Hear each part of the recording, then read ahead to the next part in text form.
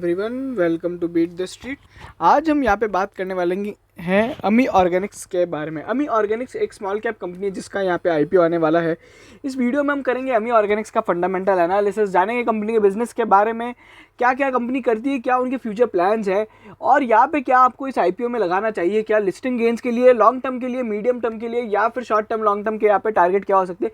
सारी चीज़ें इस वीडियो के अंदर हम लोग डिस्कस करेंगे और डिटेल में जानेंगे कंपनी के बारे में। अगर आप हमारे चैनल पर पहली बार आ रहे हैं तो चैनल को जरूर सब्सक्राइब करें और बेल आइकन जरूर दबाएं। चलिए अमी ऑर्गेनिक्स का फटाफट से कोई हाइलाइट्स दे देता हूँ। ये जो कंपनी है बेसिकली फार्मास्यूटिकल बिजनेस के अंदर है। फार्मास्यूटिकल के अंदर ये क्या काम करती है? फार्मास्यूटिकल के अंदर ये फार्मा इंटरमीडिएट्स बनाती है। फार्मा इंटरमीडिएट्स का मतलब क्या होता है? फार्मा इंटरमीडिएट्स का मतलब होता है वो रॉ मटेरियल जो एपीआई बनाने में काम आता है। एपीआई भी एक यहाँ पे अपनी मेडिसिन का यहाँ पे रॉ मटेरियल होता है। एक अगर वैल्यू चेन को समझा जाए तो बेसिकली अगर मान लीजिए आपकी टैबलेट है, टैबलेट के अंदर एक यहाँ पे बहुत इंपॉर्टेंट मटेरियल होता है एपीआई, जिसको बोला जाता है active pharma ingredient.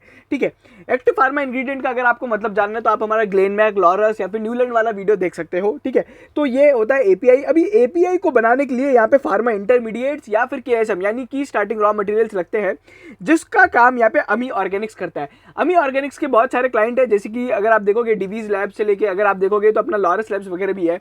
And important thing ये है कि अमी ऑर्गेनिक्स बहुत सारे एपीआई कंपनीज को यहाँ पे वो सोल सप्लायर है। सोल सप्लायर मतलब मान लीजिए अगर लॉरस लैब्स कोई एपीआई बना रही है, उसका पर्टिकुलर कोई यहाँ पे रॉ मटेरियल केवल अमी ऑर्गेनिक्स ही सप्लाई करता है।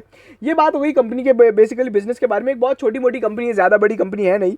ठीक है, अगर आप देखोगे इनका पैट भी है यहाँ पे 232 से 235 करोड़ का, ये ज़्यादा कुछ है नहीं, स्मॉल कैप कंपनी है।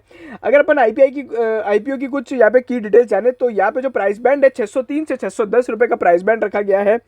और यहाँ पे जो क्यूआईबी पोर्शन है वो 50% का है, रिटेल पोर्शन यहाँ पे लगभग 35% के लिए है, नॉन इंस्टीट्यूशनल यहाँ पे 15% के लिए है। तो इस तरीके से है। और यहाँ पे जो अगर आप देखोगे तो यहाँ पे जो शेयर्स लॉट में दिए जाएंगे वो है 24 का लॉट दिया जाएगा, वही लगभग 14 से 15 हज़ार के बीच की एप्लीकेशन होती है। 1 सितंबर को आपका आईपीओ खुल रहा है, 3 सितंबर को यहाँ पे बंद होगा, 14 सितंबर के आसपास यहाँ पे लिस्टिंग होगी। अगर आप मुझसे पूछते हैं कि जीएमपी यहाँ पे क्या चल रहा है, तो जीएमपी यहाँ पे चल रहा है 10%। अभी अगर आप देखोगे 10% जीएमपी जो चल रहा है उसके अगर अपन देखें तो अब यहाँ पे लगाना चाहिए नहीं लगाना चाहिए, ये सारी चीज़ें बातें अगर आप मुझसे पूछते हो तो देखो यहाँ पे वॉलिटिलिटी तो है। ठीक है, बट यहाँ पे क्या हो रहा है कि यहाँ पे जो शेयर प्राइस है, अगर आप इसका पी वैल्यूएशंस देखोगे तो अमी ऑर्गेनिक्स का जो पी वैल्यूएशन है मैं आपको यहाँ पे दिखाता हूँ। यहाँ पे जो पी है अमी ऑर्गेनिक्स का वो अगर आप देखोगे तो लगभग 35 रुपये का पी बैठता है। ठीक है, अमी ऑर्गेनिक्स का जो पी आता है वो 35 रुपीज़ का आ रहा है। अगर आप यहाँ पे देखोगे 35, 36, वहीं पे जो इंडस्ट्री पी है वो यहाँ पे लगभग 48 है और हाईएस्ट 75 भी है इनकी। अगर अपन की यहाँ पे जो बेसिकली अगर अपन देखोगे तो अपना क्या बोलते हैं, Aarti Industries, Hikal, Vinati Organics, Valiant Organics, Neuland Laboratories, Atul Limited करके ये कंपनीज है। तो ये सारी बड़ी बड़ी कंपनीज है, इसलिए थोड़ा बहुत वैल्यूएशन उनका ज्यादा होता है। बट यहाँ पे मैं फिर भी कह सकता हूँ कि ये जो 35 के पी पे ट्रेड हो रही है तो इसका यहाँ पे वैल्यूएशन एटलीस्ट यहाँ पे 35 से 40 यहाँ पे अगर आप मतलब 40 या फिर 45 भी जा सकता है।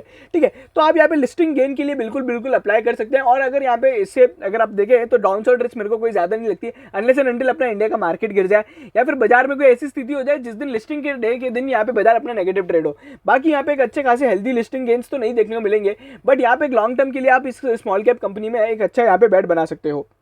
चलिए, तो ये सारी बातें हो गई है। अब अपन बेसिकली वीडियो उनके लिए था जो यहाँ पे लिस्टिंग गेन के लिए यहाँ पे अपना यहाँ पे वीडियो देख रहे हैं।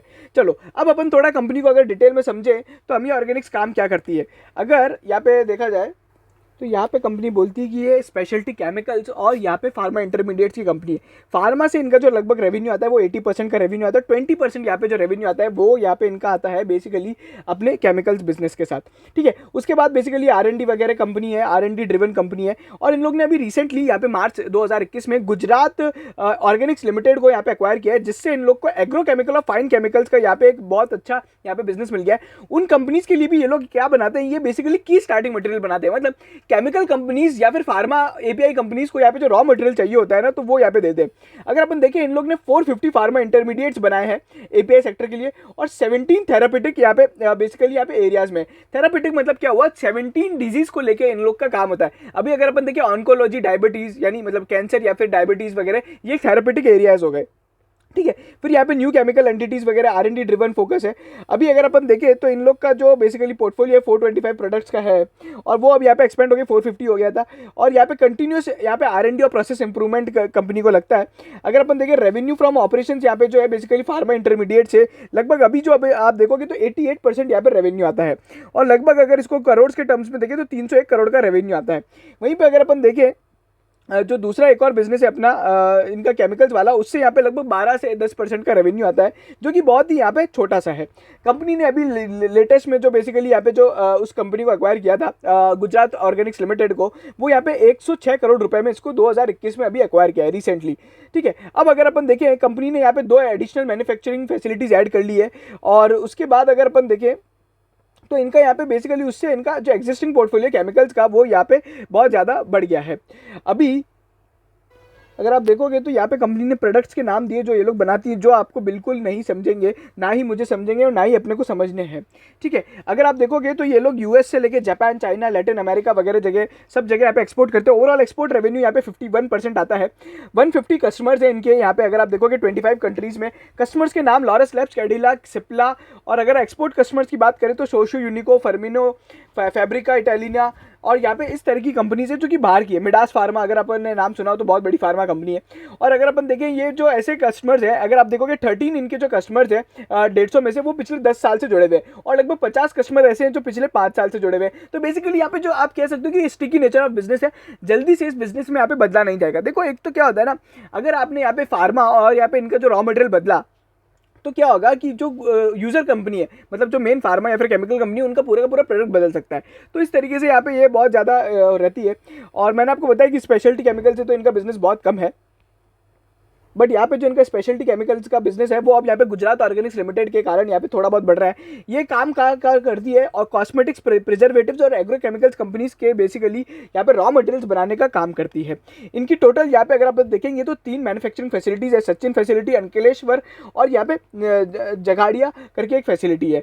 तो ओवरऑल अगर आप देखोगे गुजरात, ये सचिन भी गुजरात में है और अंकलेश्वर वाली भी जो है गुजरात में, तो बेसिकली सारी फैसिलिटीज़ यहाँ पे इनकी गुजरात में है।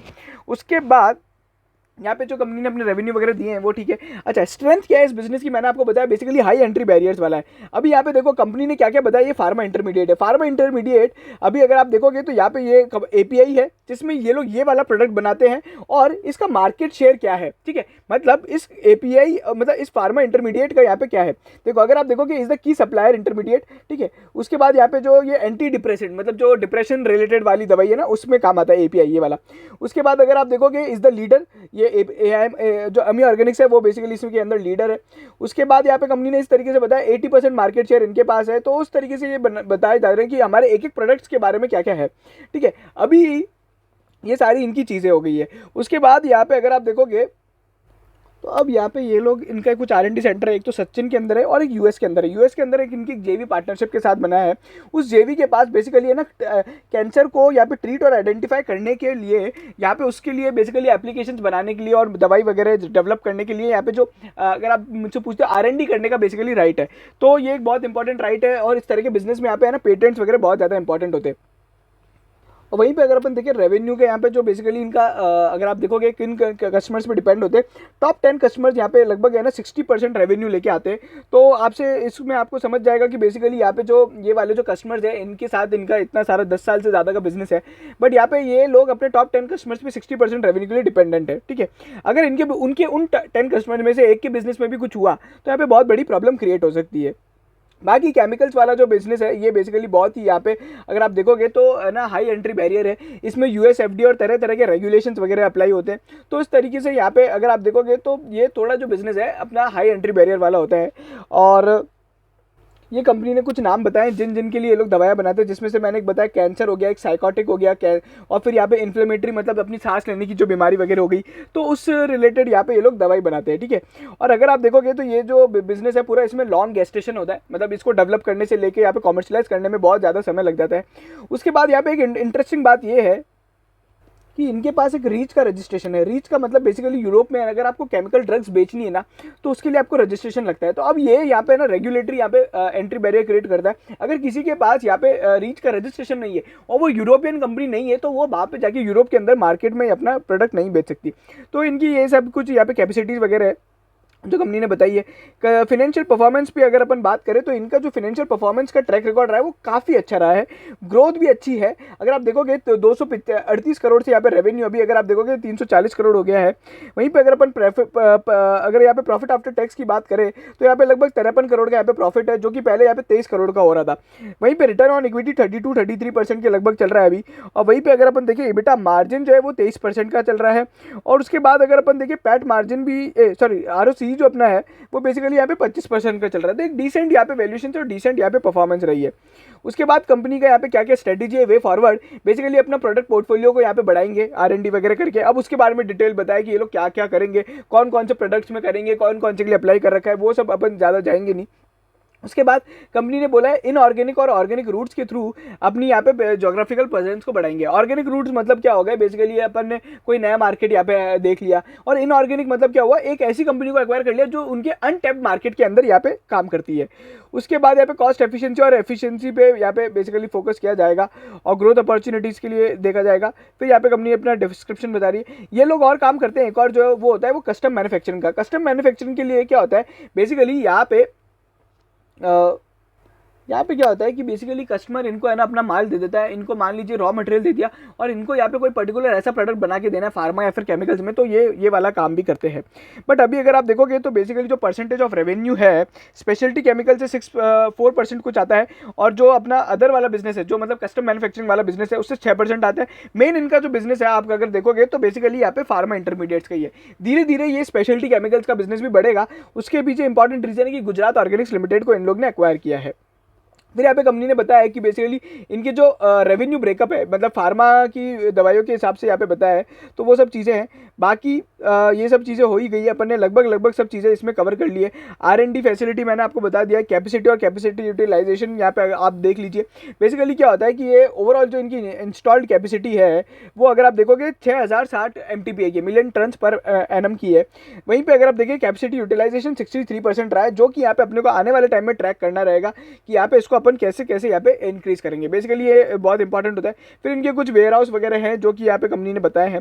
That is very different thing. अभी इसमें ज़्यादा और डिटेल में गए तो अपन यहाँ पे बहुत ज़्यादा हो जाएगा। एक और इंपॉर्टेंट बात बता दूं, कंपनी आज अपना 19% जो है बेसिकली चाइना से इंपोर्ट करता है रॉ मटेरियल्स।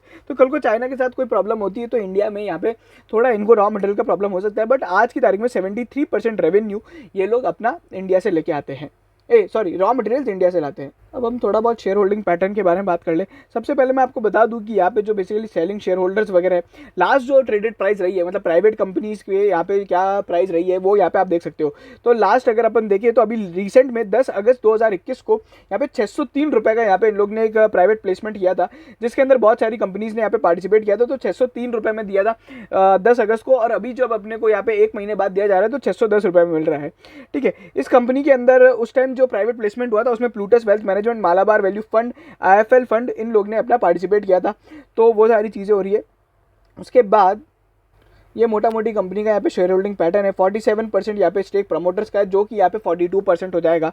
और उसके बाद यहाँ पे डिटेल्स ऑफ शेयर होल्डिंग है, जो कि टॉप 10 शेयर होल्डर्स है जिनका 1% से ज़्यादा स्टेक है, वो यहाँ पे आप देख सकते हो। इसमें से अगर आप देखोगे मोस्टली यहाँ पे प्रमोटर ग्रुप ही है, चौवाटिया और ये जो पटेल और ये सब है, ये गुजरात के लोग हैं जो कि बेसिकली ये प्रमोटर्स है। इसमें प्लूटस और IIFL स्पेशल अपॉर्चुनिटीज़ फंड है, जो कि यहाँ पे आउटसाइड इन्वेस्टर्स है।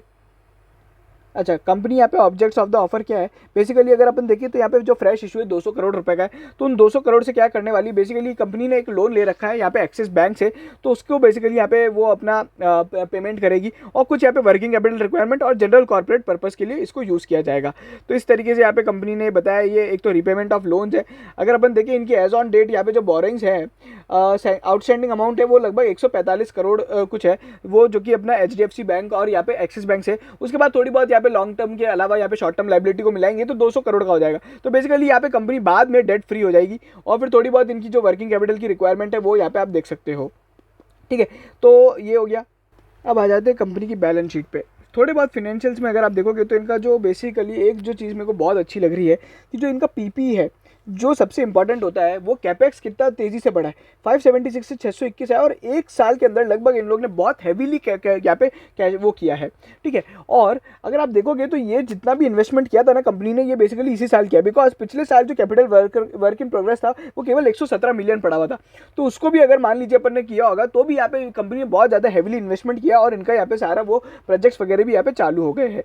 उसके बाद अगर आप देखोगे तो कंपनी की जो मैंने आपको बताई डेप्ट वगैरह तो है ही, बट यहाँ पे कंपनी के पास कैश कितना पड़ा है, तो यहाँ पे अभी लगभग 26 मिलियन का पड़ा हुआ है, और फ्रेश इशू के आने के बाद लगभग 226 हो जाएगा।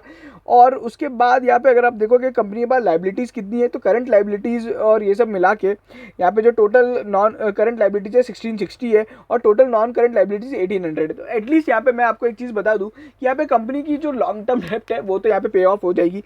अगर अपन देखें तो फिनेंशियल लाइबिलिटीज जो है बोरिंग 726 मिलियन की है, उसमें से लगभग 200 मिलियन तो वहाँ पे यूज़ हो ही जाएगा, फिर भी थोड़ी बहुत यहाँ पे लॉन्ग टर्म और शॉर्ट टर्म लाइबिलिटीज रह जाएंगी। और ये कंपनी की नेटवर्थ है 1669। अगर मैं आपको बताऊँ यहाँ पे कंपनी का NAV पर शेयर कितना आ रहा है, वो आ रहा है 128। 128 का मतलब क्या हो गया, NAV का मतलब हो गया नेट एसेट वैल्यू पर शेयर, मतलब नेट वर्थ पर शेयर हो गई। बेसिकली कंपनी के पास टोटल एसेट्स है, अगर उसको टोटल नंबर ऑफ शेयर से डिवाइड करें तो यहाँ पे NAV आता है। तो इससे बेसिकली आपका प्राइस टू बुक रेशो आ जाएगा जो लगभग यहाँ पे 4 के आसपास होगा, और वो लिस्टिंग के प्राइस के साथ भी बदलेगा। प्रॉफिट एंड लॉस का स्टेटमेंट देखिए, रेवेन्यू भी लगातार बढ़ रहा है, प्रॉफिट आफ्टर टैक्स भी बढ़ रहा है। थोड़ा बहुत यहाँ पे जो इम्पैक्ट आ रहा है वो बेसिकली एक तो यहाँ पे रॉ मटेरियल का इन्फ्लेशन का इम्पैक्ट आ रहा है, उसके कारण यहाँ पे थोड़ा बहुत ज़्यादा है। बाकी इनका जो फाइनेंस कॉस्ट है वो भी यहाँ पे थोड़ा बहुत स्टेबल है, अब यहाँ पे जाके थोड़ा बहुत कम हो जाएगा। और EPS PE रेशो तो अपन बात कर ही चुके हैं। अच्छा, कैश फ्लोज अगर आप देखते हो तो यहाँ पे कैश फ्लोज भी हेल्दी है। अगर अपन ऑपरेटिंग कैश फ्लोज देखते हैं तो यहाँ पे लगभग यहाँ पे 271 मिलियन की net cash flow from operating activities है। इन्वेस्टिंग एक्टिविटीज से अगर आप देखोगे तो 1000 रुपीज़ नेगेटिव है। बेसिकली कंपनी ने 1000 मिलियन यहाँ पे इन्वेस्ट किया था, जिसके कारण अपन ने देखा था कि यहाँ पे PP ऊपर 1000 से बढ़ गया था। उसके बाद फाइनेंसिंग के अंदर यहाँ पे कंपनी ने कुछ थोड़े बहुत लोन लिए थे, तो वो अब बेसिकली यहाँ पे अब कंपनी इस बार पे ऑफ करेगी। बट यहाँ पे डेप्ट के कंसर्न्स रहेंगे ही रहेंगे, मैं आपको बोल रहा हूँ कंपनी के पास डेप्ट तो है ही। अब यहाँ पे एक ये ग्रोइंग कंपनी है, तो इस तरह की चीज़ें तो यहाँ पे होंगी।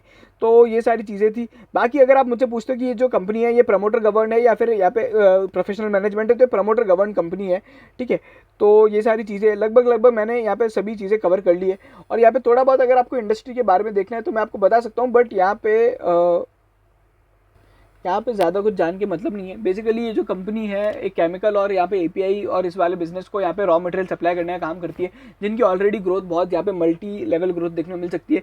और ये वाला जो बिजनेस है बेसिकली पूरा का पूरा चाइना पे डिपेंडेंट है। चाइना सबसे बड़ा यहाँ पे अगर आप देखोगे API सप्लायर भी है और दूसरा यहाँ पे केमिकल सप्लायर भी है, और इसीलिए इंडियन कंपनीज यहाँ पे अभी अच्छा परफॉर्म कर रही है, बिकॉज चाइना यहाँ पे इतना अच्छा परफॉर्म नहीं कर रहा है because of sector specific reasons और हर तरह की चीज़ें हैं।